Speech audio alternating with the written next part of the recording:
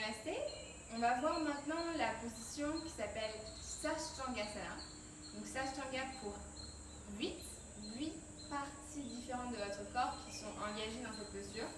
Vos mains, vos pieds, vos genoux, votre chest et votre tête, votre front ici.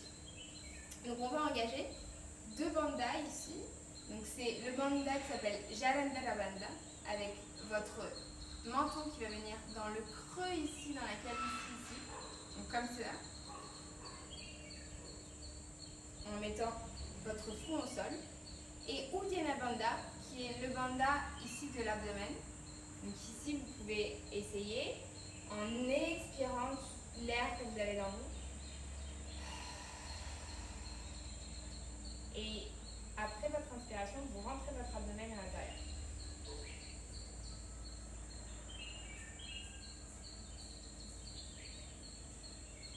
Ces 2 bandhas, on ne les explique pas normalement aux beginners parce qu'ils sont assez, ils viennent naturellement. Et dans cette position, quand on arrive en fait à avoir la flexibilité de la nuque pour pouvoir rentrer à l'intérieur le front, on vient performer tout simplement Jalandhara et en fait en faisant faire cette arch de votre bas du dos, vous allez naturellement rentrer votre abdomen à l'intérieur. Je vous les explique, comme ça vous les savez. Et ne vous inquiétez pas, ça va venir en pratiquant. Donc venez à l'arrière de votre tapis, sur vos genoux, Vajrasana. Et ici vous allez en child pose, mettre vos mains devant. Étendre votre dos, c'est super agréable. Et vous venez sur vos genoux, sur vos mains, sur vos pointes de pied en Vipalasana.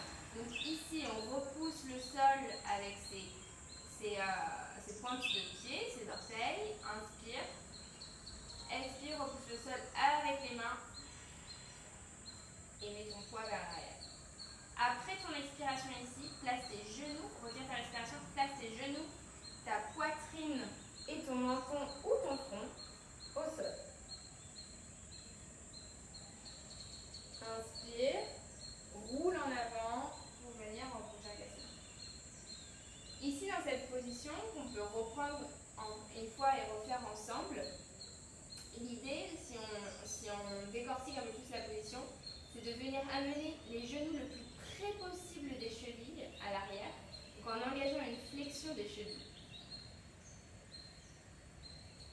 Donc ici, je viens le plus possible ramener le plus près, tac, et que maintenant, avant ma colonne était droite, et que maintenant je peux engager une flexion. Ici, je plie mes coudes le plus possible pour pouvoir mettre en premier ma poitrine au sol. Généralement, ce qu'on voit, c'est que les gens oublient de mettre la poitrine au sol et mettent directement le menton.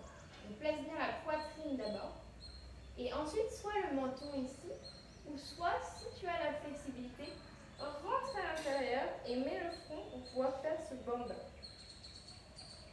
Durant cette posture, on a le drishti, donc c'est le point de vision, sur le bout du nez, donc comme ceci. On vient regarder le bout de son nez et le reste autour de nous devient un peu flou ou bouge un petit peu. Les bandhas et le drishti, c'est des choses qui sont un peu plus avancées, ça va venir au fur et à mesure de votre pratique. Donc ne stressez pas, ça vient en faisant et en refaisant et en refaisant. Donc voilà, et je vous dis à très vite pour la prochaine posture qui va être Bhujangasana, qui est le cobra.